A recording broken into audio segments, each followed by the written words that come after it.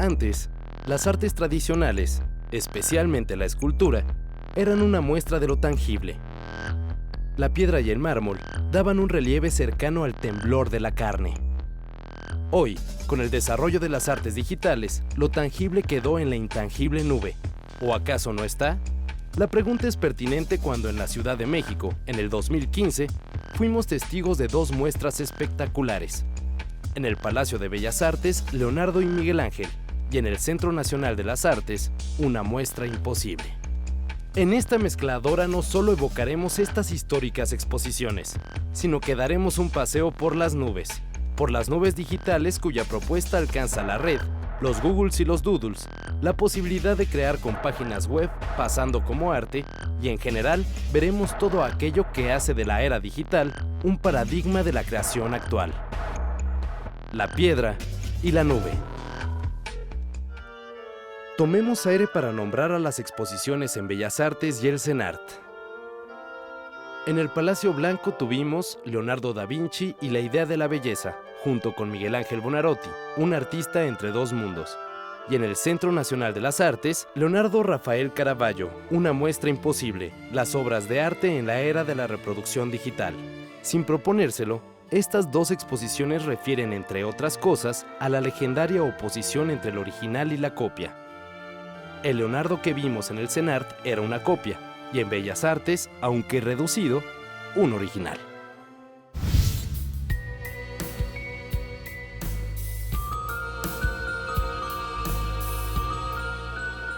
Hasta llegar a las versiones digitales de la más alta fidelidad, que es el ejemplo que esta muestra nos presenta.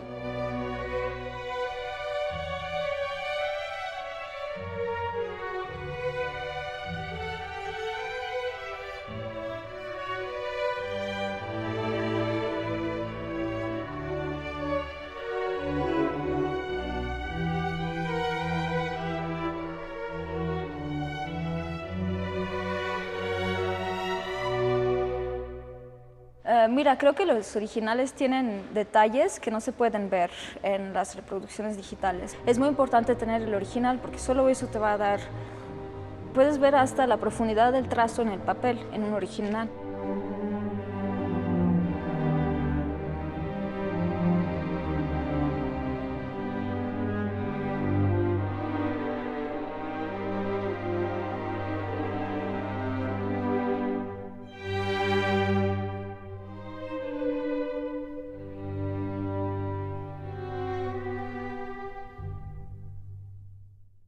Te causa una impresión bastante fuerte el verlas y se siente que es una pintura, o sea, que es la pintura real la que estás viendo. Como decirte, es más bonito, ¿no?, que ver una simple copia, ¿no? O sea, ver lo que realmente la obra, la esencia en sí de la obra, ¿no?, directa.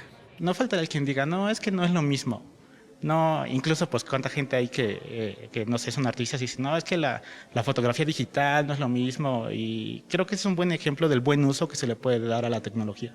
Como todo, no es lo mismo, aún siendo una copia fiel, no es lo mismo ver, como ya lo comentabas, el material que ellos utilizaron, pues la originalidad de las obras de arte es muy importante. Parece como si de verdad hubiera venido Da Vinci y hubiera pintado aquí en los cuadros.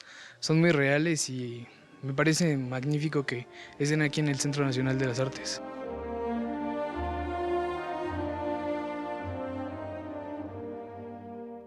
La fidelidad es absolutamente impecable. En cada uno de los lienzos no solamente está plasmada la policromía exacta del original, sino incluso los accidentes, la trama de la tela, las grietas de los frescos.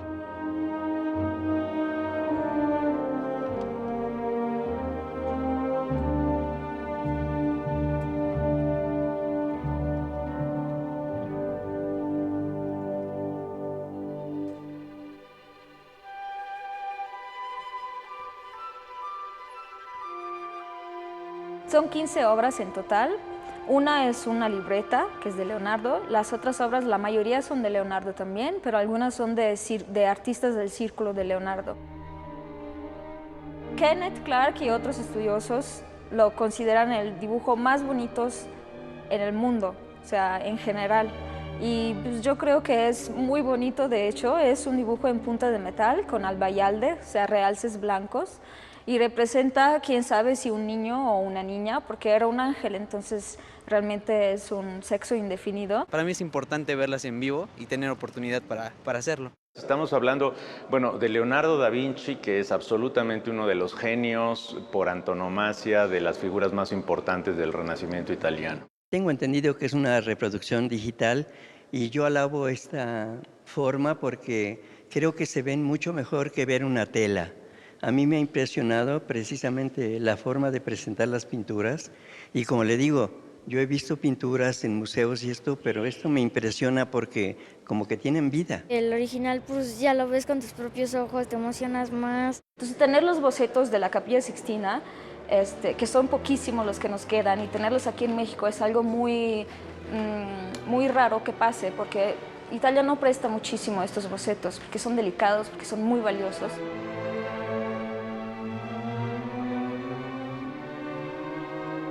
Aquí en la exposición tenemos también a un Rafael Sanzio con un retrato de Julio II, el papa que le comisionó a Miguel Ángel el Juicio Universal y la bóveda de la Capilla Sixtina.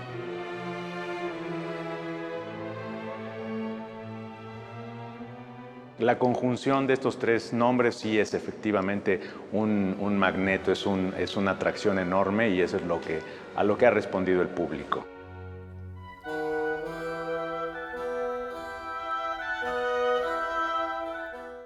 No todos en el mundo del arte coinciden en la trascendencia de estas exposiciones, sobre todo aquella cuyo soporte era la copia digital. Realmente me parece punto menos que una vacilada, ¿no? Sí. Me parece un despropósito absoluto.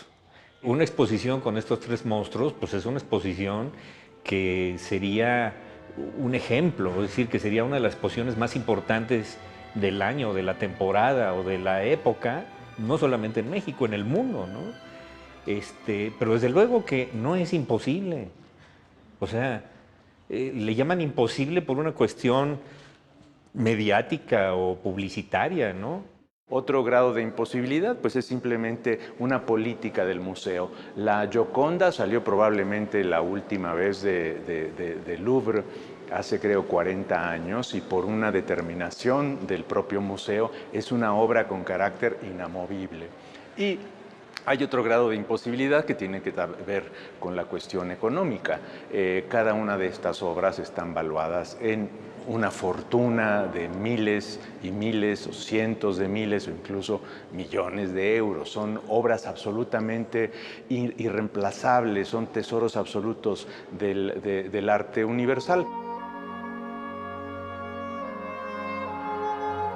Definitivamente esta exposición ha sido un récord de asistencia que, como les mencionaba, ya rebasó los 125,000 visitantes en 2 meses escasamente. El periodo por el que se va a exhibir es de 3, o sea que estamos seguros de que la cifra va a subir considerablemente. Pero esa no es la experiencia, o sea, ni puede ser la experiencia, ¿sí? Porque para el caso, entonces, yo ahorita puedo organizarles una exposición imposible porque tengo la fortuna de tener unos libros muy bien impresos en donde hay obras capitales del arte contemporáneo y ahorita en 5 minutos podemos producir esa exposición. Y de la misma manera yo aquí planteo una exposición, esta sí creo que es verdaderamente imposible por muchas razones, ¿no?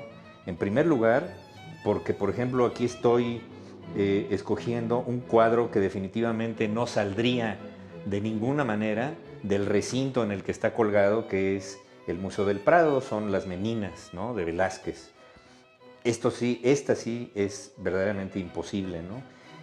Tenemos también otra pieza que considero que puede ser imposible. Si en Estados Unidos de por sí no nos prestan atención, pues menos nos van a prestar las señoritas de Aviñón, ¿no?, que es la pieza clave en el Museo de Arte Moderno. Pero escogí esto porque aquí podemos tener un recorrido muy rápido de la historia del arte.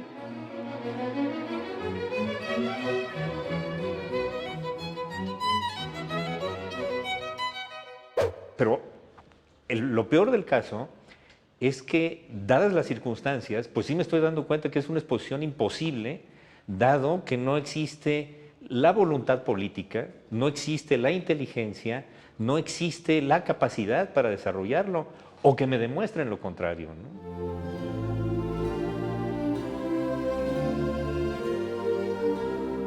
Esta exposición da la oportunidad no solo a México y al público mexicano, sino al público de toda Latinoamérica en general, de ver obras originales del artista italiano Leonardo da Vinci, pero muy de cerca. Estamos a pocos centímetros de ciertas obras que son realmente pues, espectaculares.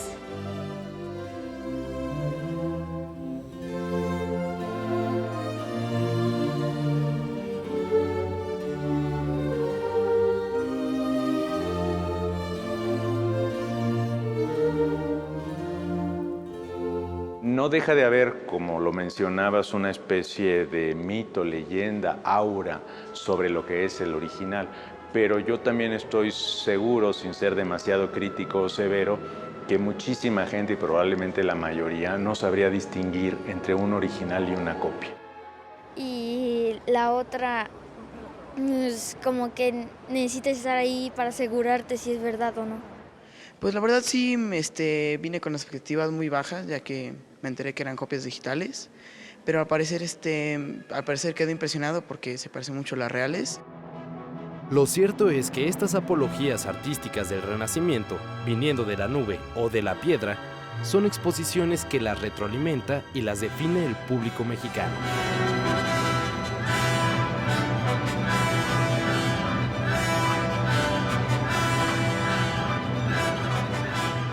¿Cuánto tiempo llevas aquí formado?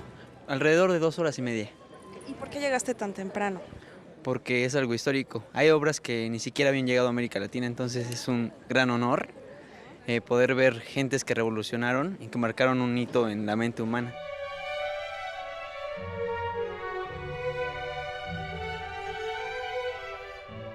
Justamente en torno a la exposición de Leonardo da Vinci y la idea de la belleza, decidimos hacer un concurso de ilustración. Nos juntamos con Interjet México y de ahí salió la idea de hacer un breve concurso donde la gente pudiera mandar alguna de sus ilustraciones y que tuviera mucho que ver con el Códice del vuelo de las aves, que es la pieza, digamos, maestra de esta exposición. Que aquí son más reales y sé su historia porque me la ponen en texto. ¿Cómo sale de esta exposición? Me tocó el alma. Yo creo que en mi vida hay un antes y un después.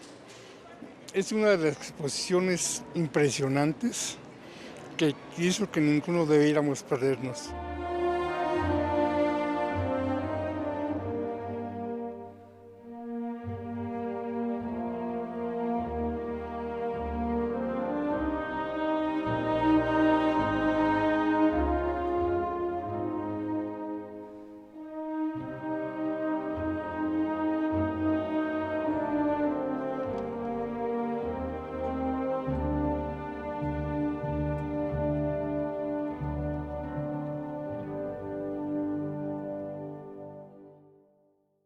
Pues bien, desde un principio nosotros sabíamos y esperábamos que íbamos a tener muchísima afluencia de público, sin embargo no sabíamos qué tanta iba a ser. Definitivamente, pues vaya, nos ha cambiado muchísimas cosas.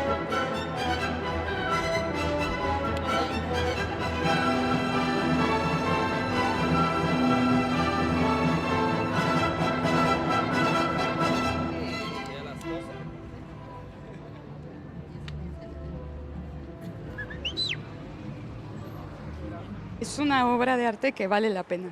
No importa la hora que tengas que desvelarte para venir. Estoy invirtiendo fragmento de tiempo que es vida para, caray, tener una experiencia más en mi haber, por decirlo, como ser humano. Esperaba un poco más de la exposición. Trajeron dibujos, esculturas, pero bueno, es muy corta, muy pequeña. Para mí, la verdad, esperaba un poco más. Sigo muy impactado. A estas alturas del partido no logro todavía entrar, sigo en shock de lo que vi.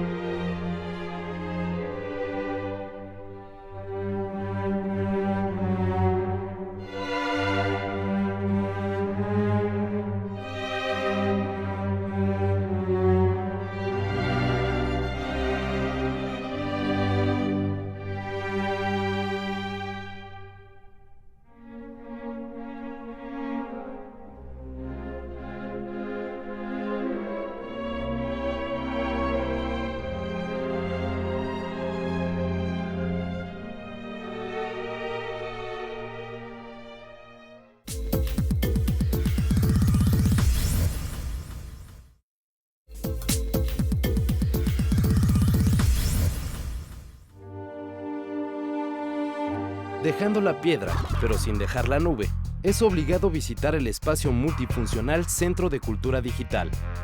Estela de Luz, apodada con el galletoso mote de la Suavicrema. Esta zona es una forma de acceder a la tecnología en un marco cultural.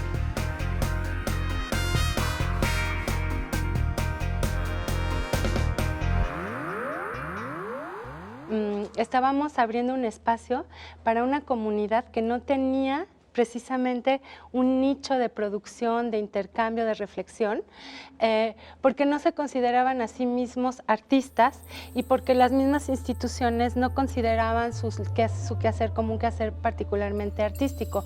Me refiero, por ejemplo, a chavos que son DJs, VJs, que hacen videomapping, que hacen textos de literatura para la red, literatura, cuentuits, cositas así, aforismos especiales para la red, diseñadores, programadores, desarrolladores de visualizaciones de datos,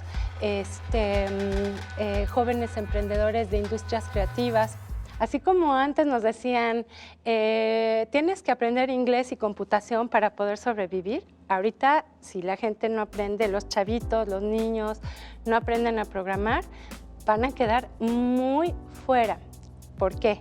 Porque tenemos el teléfono celular todo el tiempo con nosotros y es ya una prótesis de nuestro cuerpo, es una extensión de nuestra identidad, de nuestra existencia y demás, nos guste o no. Saber que cultura digital es un término que yo creo que es temporal, o sea, es una manera de nombrar un fenómeno de transición que está muy pegado a la adopción creativa de la tecnología digital para producción creativa y cultural. En la pantalla de la cultura y el arte digitales, nube entre las nubes, Google es el enter a un mundo donde se combina la exploración con la creatividad digital. Dentro de la exploración Google Street View, el apartado Special Collects nos da la panorámica oportunidad de apreciar el interior de los palacios de correos y de bellas artes. Y en particular en el caso de Google Maps busca ser el mapa más completo del mundo y justamente eso incluye el poder entrar a los lugares. Sabemos que hay cosas más allá de lo que ve el camino. El Trekker justamente es este tipo mochila que uno se puede colgar y que cuenta con 13 lentes en la parte superior y que hace las tomas en exteriores donde quizá los coches no pueden ir, pero uno caminando sí puede hacerlas. Al final lo que hace la construcción justo es la toma de diversas fotografías. Eso es lo que hace posible que sea la construcción de los 360 grados y por eso la cámara rota, para poder lograr capturar todos los ángulos de una misma habitación o un mismo lugar, en el caso incluso de playas, por ejemplo.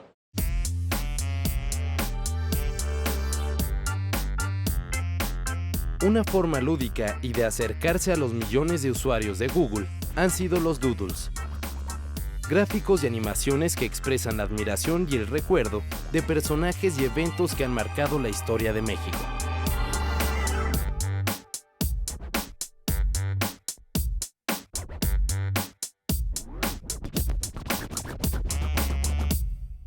Yo creo que se han vuelto este icono pop, incluso la cultura sí es una manifestación artística y hay gente que los colecciona, hay gente que espera entrar a Google, verlo ese día, enterarse qué es la celebración de ese momento y los van haciendo colecciones en sus redes sociales.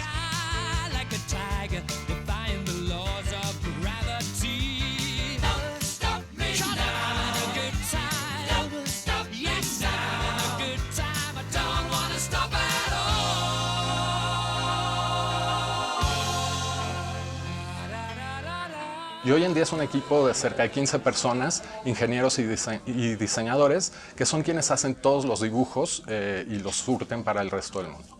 Para definir los doodles es un equipo de empleados que se reúnen constantemente para ver esas oportunidades que hay. Este equipo está distribuido por todo el mundo. En mi caso, con el equipo de Mercadotecnia de México, vamos reuniendo información de los eventos que vienen en el país y se los proponemos a ellos. Cuando hablamos ya de ocasiones especiales, el nacimiento de una persona o festividades específicas, creo que el arte ha sido uno de los principales espacios que hemos cubierto, sea con pintores, con escritores, con poetas.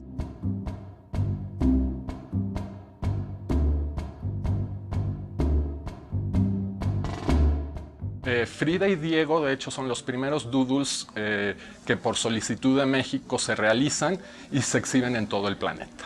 ¿Por qué? Porque son artistas que obviamente han tenido un impacto en la cultura, en las artes de todo el planeta y nadie quería quedarse sin ellos.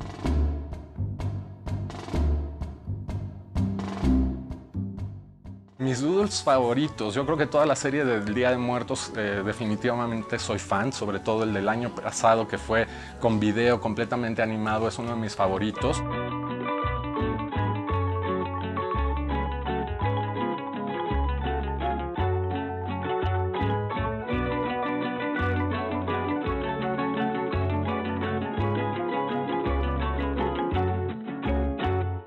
Pero si tuviera que irme a artistas, yo tengo predilección por el trabajo de Saturnino Herrán y me fascinó cuando pudimos hacer el doodle.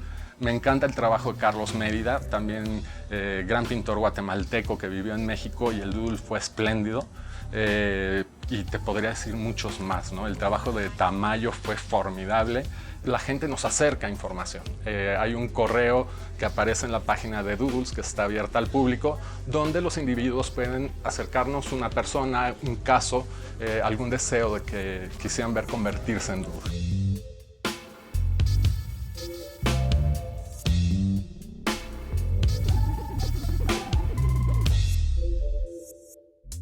En el arte digital queda claro que el concepto tradicional de arte y artista cambia.